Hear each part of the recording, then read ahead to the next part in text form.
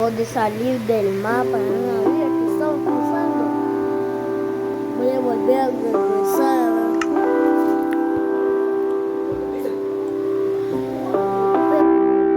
Modo supervivencia. Así es como juegan los jugadores.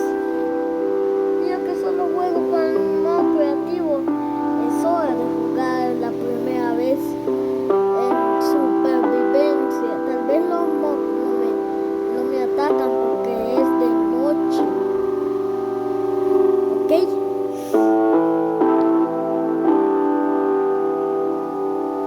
Y voy a estar protegido. Primero el modo creativo. Espera, cuando vencí el juego vi una cámara dentro de ahí. De seguro los piratas estaban siguiendo jugando y dejaron una cama y una antorcha y también unos cuadros de espada.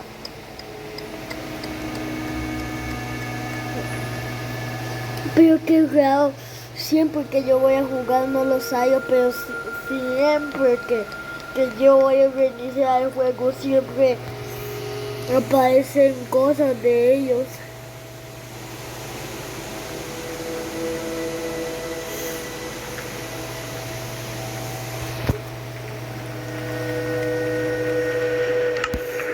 Supervivencia, listo.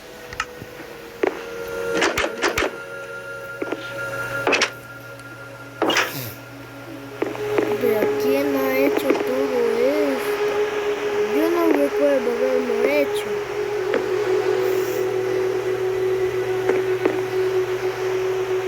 ¿Dónde está esas espadas?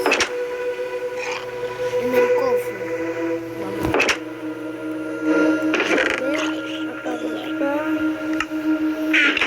Porque no estoy preguntando de mí que hice eso, sino que de los... De que explote el barco.